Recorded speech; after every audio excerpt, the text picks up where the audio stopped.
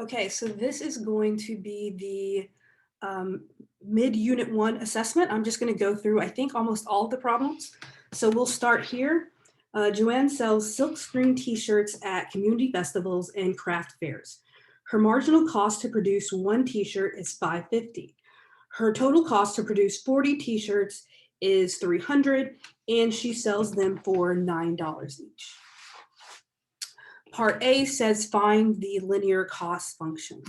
All right, so I know that the cost function is going to be the fixed cost, can't spell,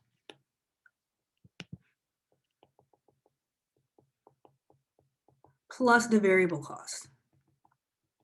Now they tell us the variable cost by telling us that her marginal cost to produce one item is $5.50.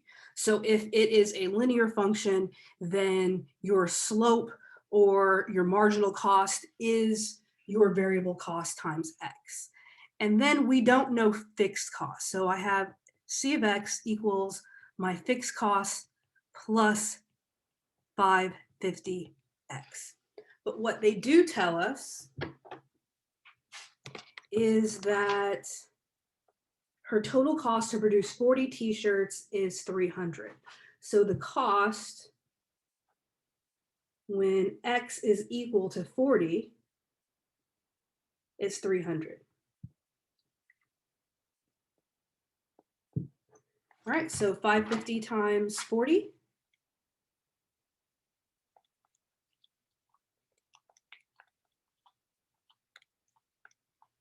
is 220. So I'm going to subtract 220. And my fixed cost is 80. So my cost function is my variable cost 550 times X plus my fixed cost, which is 80. Now part B says, how many t-shirts must she sell in order to break even? All right, so if I want to break even, I need my revenue to equal my cost. So we need to come up with our revenue function. And our revenue function is going to be X times how much she sells it for. Let's see. $9 each. All right. So my revenue function is 9X. So the price times the number of units. We'll just say this, price times number of units. So I'm going to set 9X. I'm going to set my revenue function equal to my cost function. So I have 9X equals 550X plus 80. So 9 minus 550.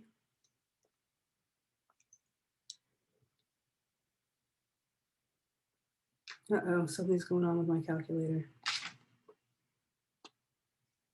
I think that's 350. For some reason, it is rounding.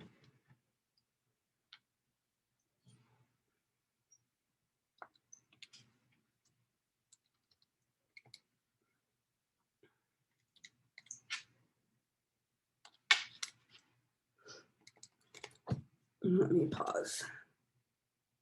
Okay, sorry about that. So 350 equals 80. 80 divided by 3.5 gives me 22.86, right? But I can't sell a partial shirt, so it's going to be 23 shirts.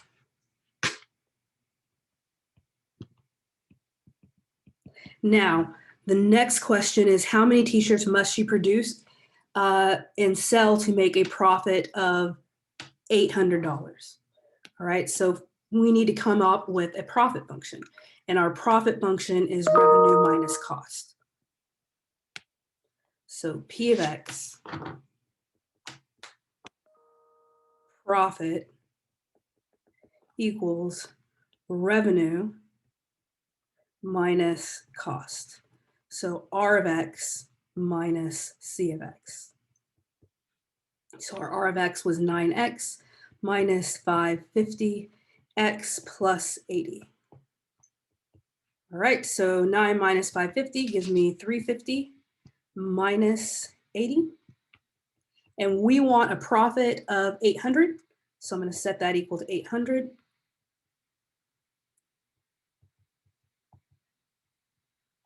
So 880 equals 3.5x.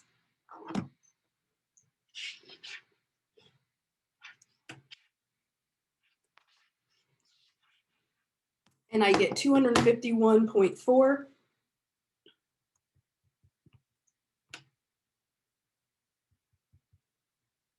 But again, I cannot sell a partial shirt, so she needs to sell 252 t-shirts.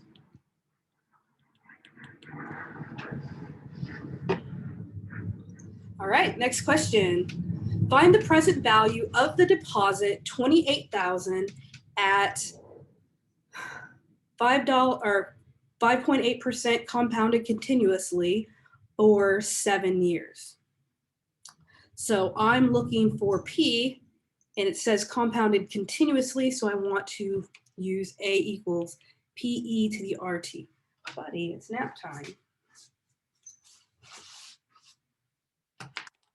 So my A is 28,000.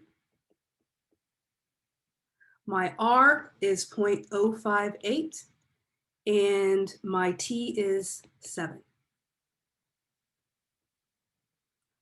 So 28,000 equals PE to the 0.058 times T, which is 7. So P is 28,000 divided by E to the 0.058 times 7. Let's see what that is. 28,000 divided by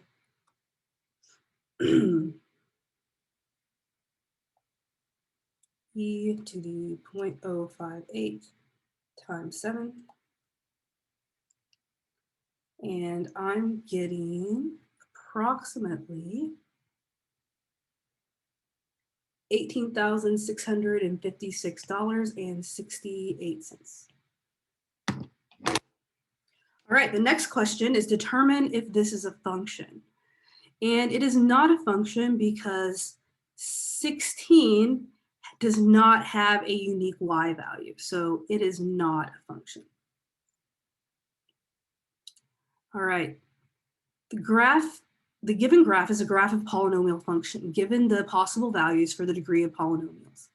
All right, and what I see is there's 1, 2, 3, 4 terms.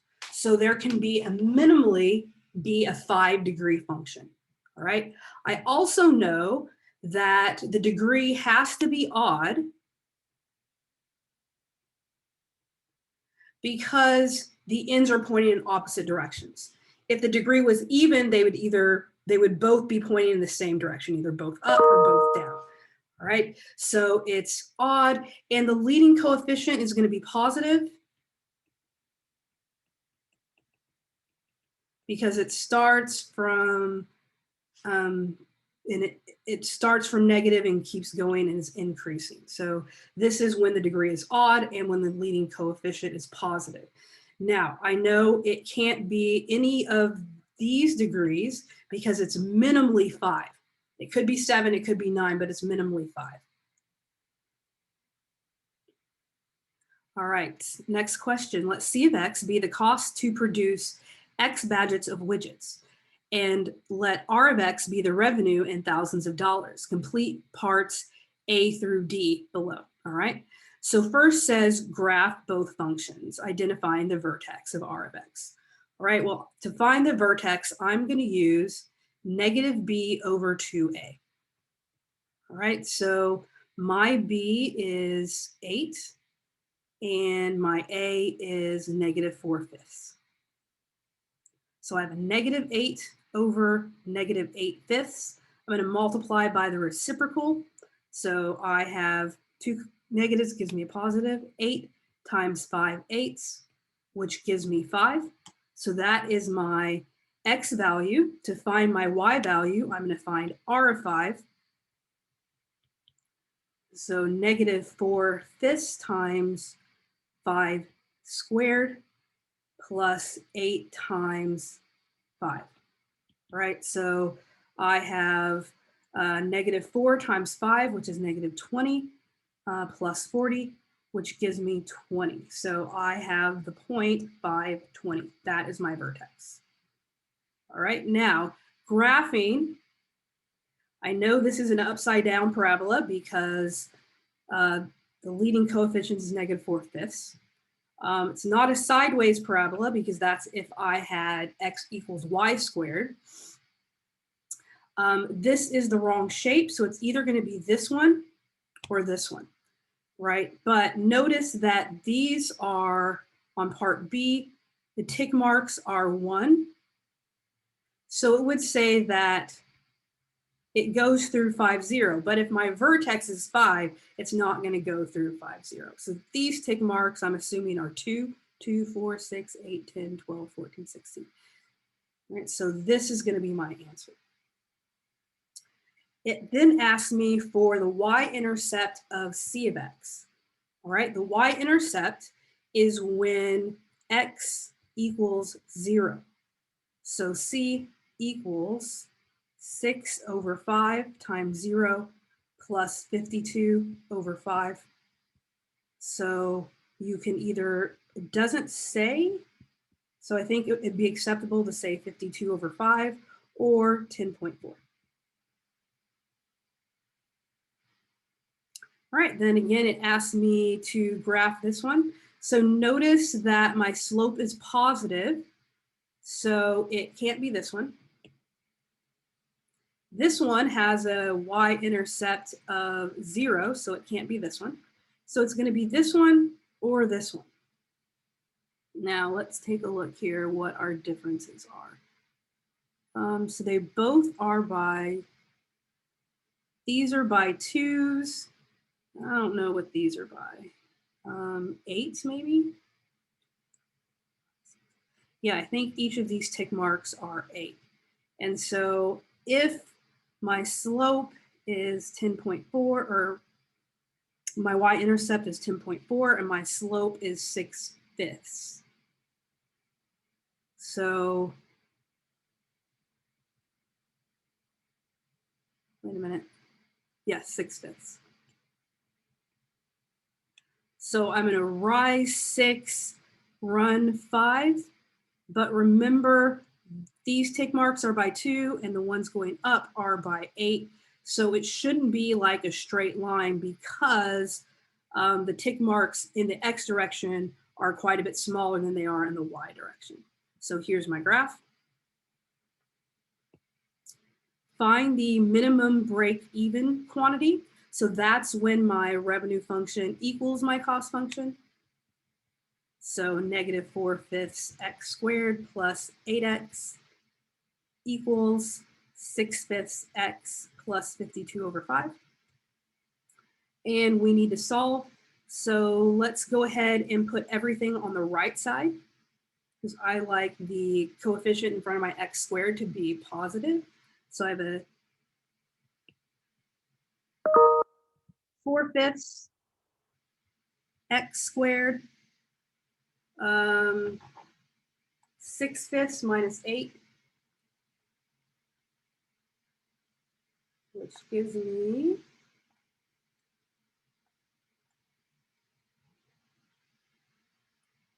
a -34 over 5, x plus 52 over 5. I'm going to multiply both sides by 5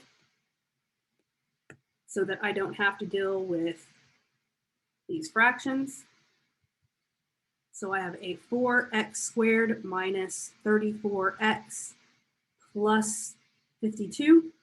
And then I'm going to factor out a 2. So I have a 2x squared minus 17x plus 26. All right, and to factor that, I'm going to use, oh buddy, I'm tired, the AC method, which means I multiply A and C. So I have 2 times 26, which gives me 52. And so I'm going to need 2 numbers that multiply to be 52 and add to be negative 17, which is negative 4 and negative 13.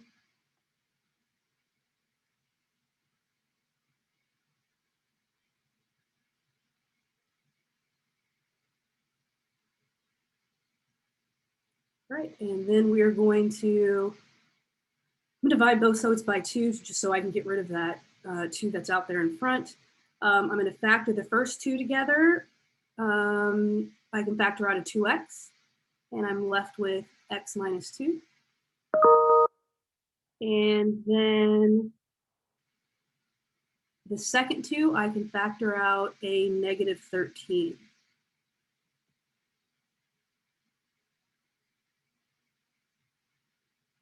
And when I factor out a negative 13, or when I factor out an x minus 2, I am left with 2x minus 13.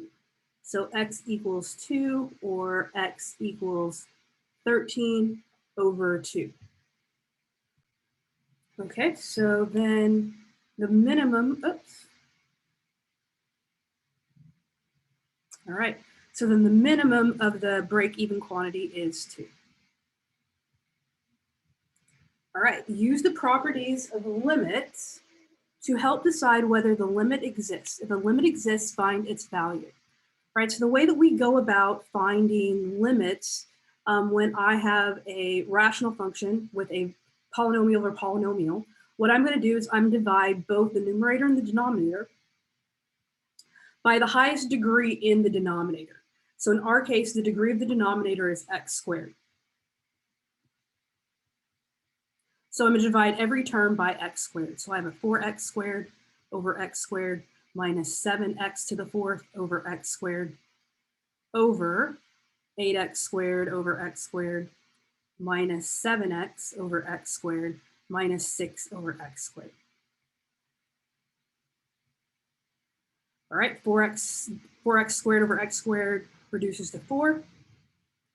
The next term reduces to 7x squared. In the denominator, it reduces to 8 minus 7 over x minus 6 over x squared.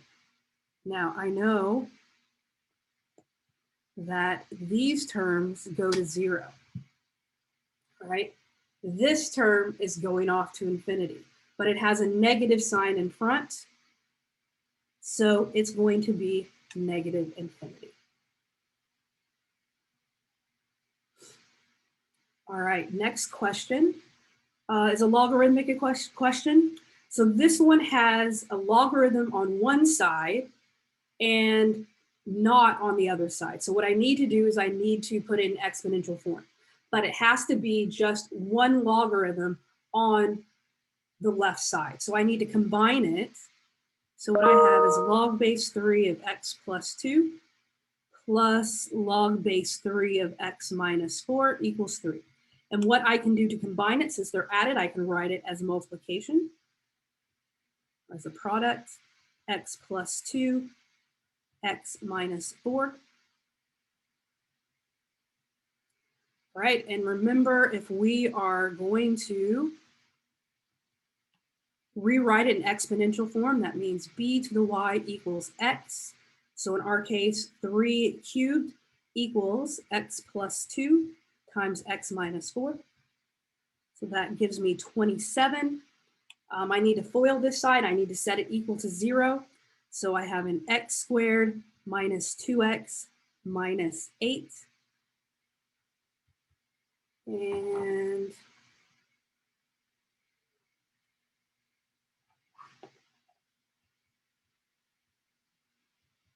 this gives me a negative 35, right? And that is going to factor as x minus 7, x plus 5.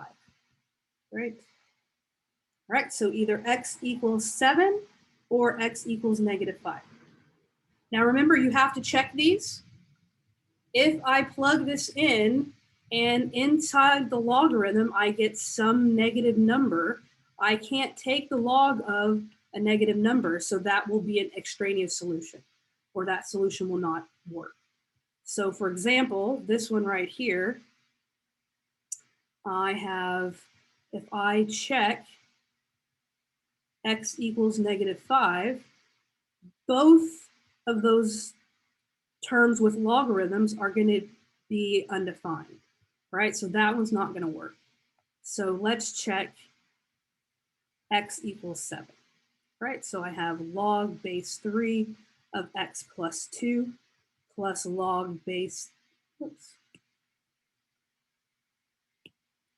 of 7 plus 2 plus log base 3 of 7 minus 4 equals 3. All right, so this is log base 3 of 9 plus log base 3 of 3 equals 3. All right. Log base 3 of 9 is 2. Log base 3 of 3 is 1. So I get 3 equals 3. That works. So my solution is x equals 7. All right, next question. Use the properties of limits to help decide whether the limit exists. If the limit exists, find its value. Right, so what I know is it looks like the numerator can factor, right? X squared minus 36 over x plus 6. If I plug directly in -6, that is undefined, but if we do some algebra, some factoring, we can still find our limit. So x minus 6, x plus 6. So I have the limit as x goes to -6 of x minus 6. I plug it in, -6 minus 6 gives me -12. All right. Another logarithmic equation. Again, this time I have a logarithm on one side and I have a constant on the other, so I need to rewrite it as an exponential. Right, so log base b of x equals y if b to the y equals x. So 3 squared equals 3x minus 2. So 3 squared is 9, 9 plus 2 is 11. So x equals 11 thirds. We still need to check to make sure it works. So here's our check. Log base 3 of 3 times 11 over 3 minus 2 equals 2. I have log base 3, the 3's cancel, 11 minus 2 is 9, and that is true. All right, next question. I have 9 to the x plus 3 equals 81, 3x minus 7. Now, if we can rewrite this as the bases are the same, then we don't have to, we can just set the exponents equal to each other. And I know that 81 is 9 squared, so I'm going to rewrite this as 9 squared to the 3x minus 7. And that means x plus 3 equals 2 times 3x minus 7. So I'm going to distribute the 2, which gives me 6x minus 14. I'm going to put numbers on the right, or numbers on the left and variables on the right. So I have a 5x equals 17 and x equals 17 over 5. Right, next question. You're going to use the graph to find the following limits. So here's my graph. For A, we are going to use 1, which is here, and for B, we're going to use 3. Okay. So on part A, find the limit as x goes to 1 from the left. So from the left, whoops, from the left is going to be this direction, right? So it looks like it goes to, that is 4. From the right,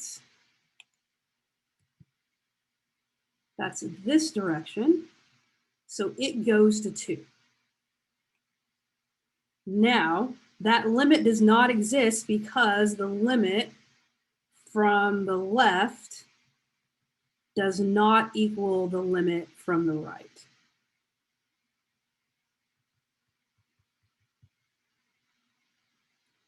All right, now,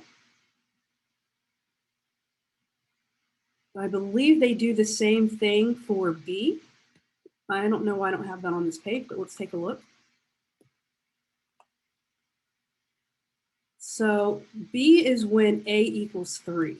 So that is this point right here. All right, from the left and from the right, it goes to this point right here at 3. All right, so f of 3 equals 3. The limit as x goes to 3 from the left of f of x equals 3. The limit as x goes to 3 from the right of f of x equals 3. So that means the limit as x goes to 3 of f of x is exactly 3, since the limit from the left and the limit from the right are the same. Right. Next question, it says graph the parabola and give the vertex axis of symmetry, x-intercepts and y-intercept. Right, so the first thing we're going to do is we're going to find the vertex, and we're going to use the formula negative b over 2a. So our b is negative 11 over 2, and our a is 1. So we're going to get 11 halves. To find the y value, I need to plug in 11 halves. So I have 11 halves squared minus 11 times 11 halves plus 28. So I have 121 over 4. And we want to have the same common denominator. So I have 121 times 2, 242 over 4.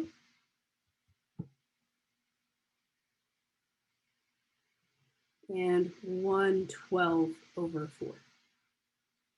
So I have 121 minus 242 plus 112. So I get y equals negative 9/4. So my vertex is 11 halves. Oh, yes, 11 halves, negative 9/4. Right. I know that it is an upward parabola, right? Because my a value is positive. The axis of symmetry is x equals 11 halves. Let's see if I can find that vertex or approximately. So 11 halves is what? A little bigger than 5. And then negative 9/4 is a little more than 2. So here's that. All right, the axis of symmetry is the line that goes through that point, vertical line, which in our case is 11 halves. They want us to find our x-intercept. So to find the x-intercept, we let y equal 0. So I get x squared minus 11x plus 28. Are there two numbers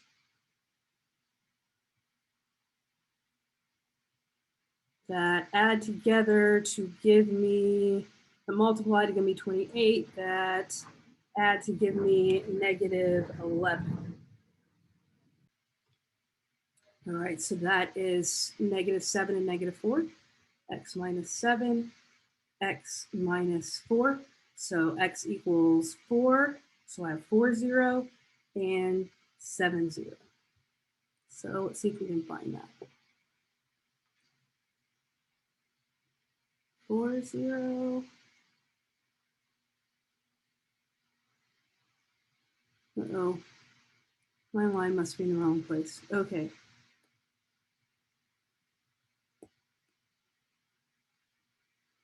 So here is 5, so it needs to be a little bit bigger. There we go. Okay. I could tell that my symmetry was off. So there's my vertex. And we want to know what the y-intercept is, and that's when x equals 0. So y equals 0 squared minus 11 times 0 plus 28. So that is 28. So 0, 28. And that's that point right there. So here's my graph.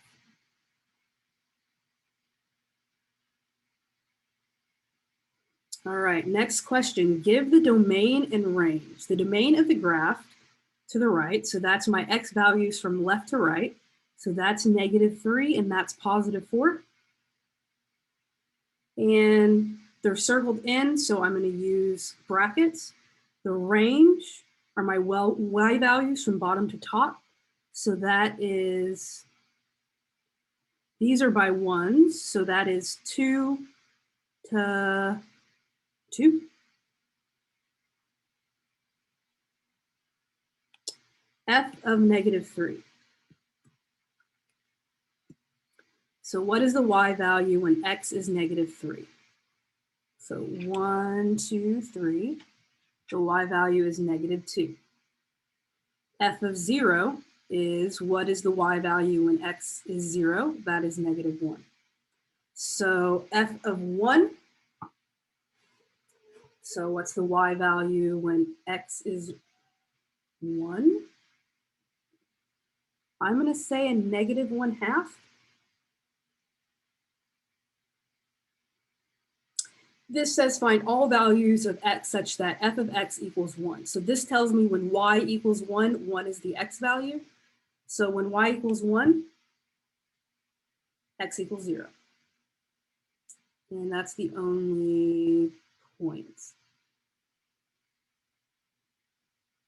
All right, next question. Find any horizontal and vertical asymptotes in any holes. All right, so if I'm looking for vertical asymptotes, that's when the denominator equals 0, as long as there's not the same factor in the numerator. And there's not the same factor in the numerator. So when 5x plus 20 equals 0, or 5x equals -20, or x equals -4. All right, so my vertical asymptote is x equals -4. The horizontal asymptote. So the horizontal asymptote, in our case, the degree of the numerator and the degree of the denominator are exactly the same. So I'm going to have leading coefficient over leading coefficient. So -4 over 5. All right, so then it says choose the correct graph.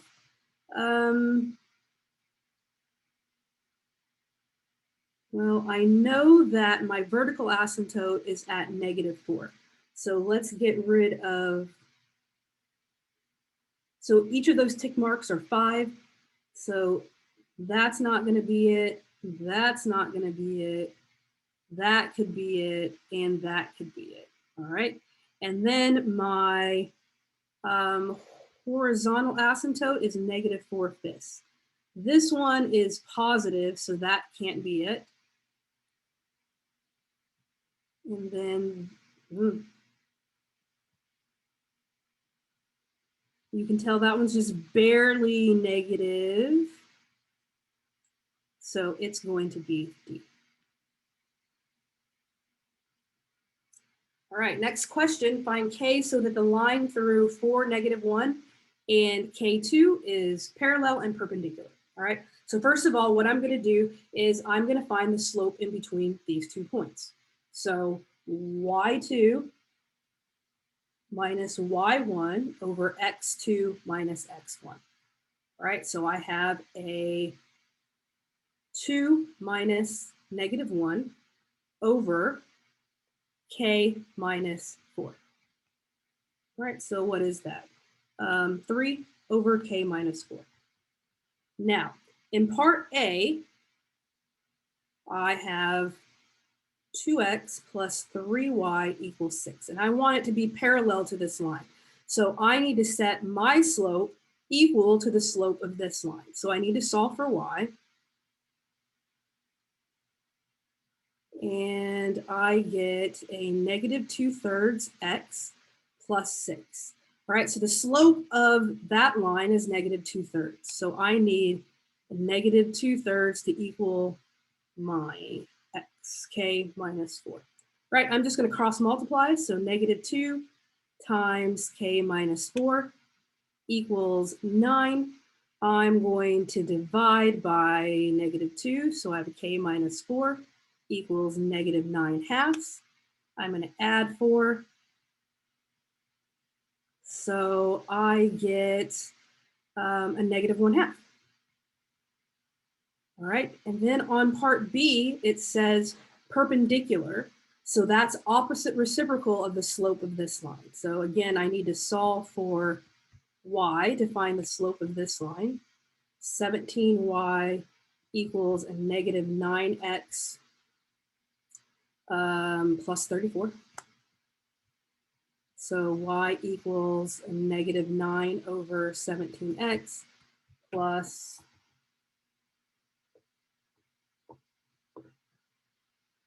2.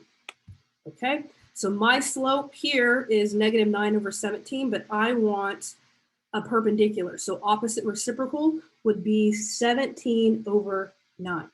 So again, I'm going to set that equal to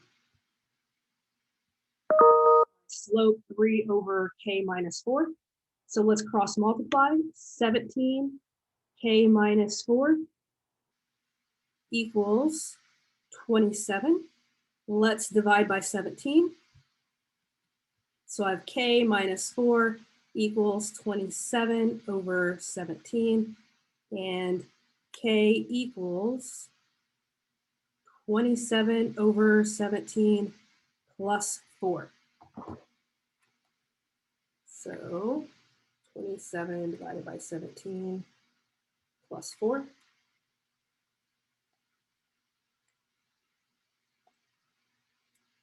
gives me 95 over 17.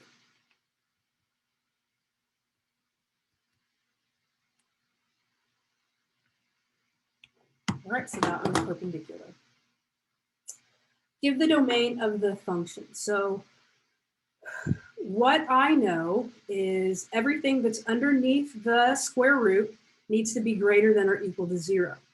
However, I also have a denominator. So I have x squared minus 100 is greater than or equal to 0, but x cannot equal 10 or negative 10 because it's in the denominator. All right, so what I'm going to do is I'm just going to put my critical numbers, and I can find those by factoring the denominator, x minus 10, x plus 10. I'm going to put my critical numbers on the number line. And again, those are not going to be equal to because they're in the denominator. And I just want to see where in each interval is it negative or positive. So if I plug in a negative number, smaller than negative 10, so say negative 11, I'm going to get a negative times a negative, which is a positive. If I plugged in a 0, I would get something that's negative. If I plugged in something bigger than 10, I would also get something that's positive. So it's going to be true here, and it's going to be true here.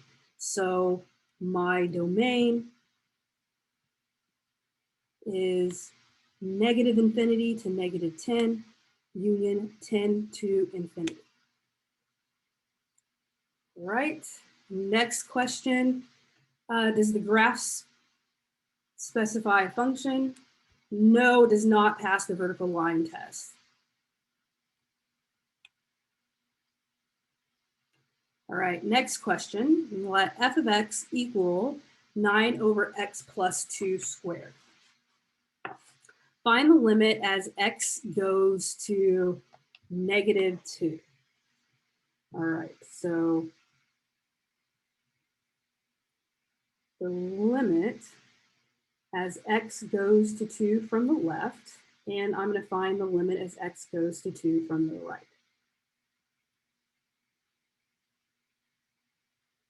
Right, 9 over x plus 2 9 over x plus 2. All right, so the numerator goes to 9. And the denominator goes to 0. And is it positive or negative? Well, it's squared, so it's going to be positive. So this has a number that is getting close to 0 in the denominator, and it's a constant in the numerator, so it's going to go to infinity. Now, if I go from the left, it's going to be the exact same thing because the denominator is squared, right? If not, I would have one that could possibly go to negative infinity. Well, not in this case, but so they both go to infinity. So the limit as x goes to 2, negative 2. Well, okay, so negative 2. Yes, if I would have gone to negative 2 from the left and it was not squared, it would have been negative infinity. But they're both, since it's squared, they both go to infinity. So the limit is infinity, and mathematicians argue if that limit exists or it does not. So it looks like they put infinity and does not exist. All right, find the vertical asymptote. All right, if I have a limit from the left and the limit from the right, if they both go to infinity, they both go to negative infinity, or they go to one or the other, then that is where there is an asymptote. So at x equals negative 2, because that's where we just found here. Compare your answers for part A and B. What did you include? The limit of f of x as x approaches the vertical asymptote does not exist. The limit of f of x as x approaches infinity is negative 2. The limit of f of x as x approaches the vertical asymptote sometimes exists and sometimes doesn't. Well, that doesn't happen. Okay, so A, the limit does not exist. All right, suppose log base b of 2 equals A, and log base b of 3 equals c. Use the property of logarithms to find the following. So I have log base b of 128. So I need, what is 128? I need to be able to write it in terms of 2s and 3s. So 128 divided by 2 is what?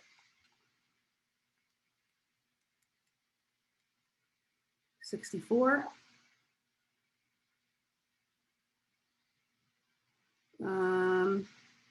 32.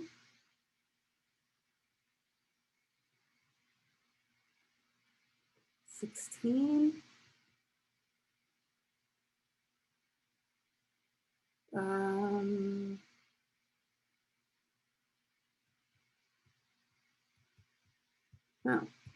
So is 1, 2, 3, 4, 5, 6, 7.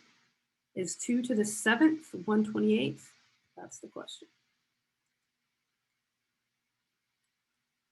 It is. All right. So what I'm going to do is I'm going to write this as log base b of 2 to the 7th. All right. And my properties of logarithm says I can bring the 7 out in front. And they tell me that log base b of 2 is a. So this gives me 7a. All right. And that's the last question. Hope everyone has a great day.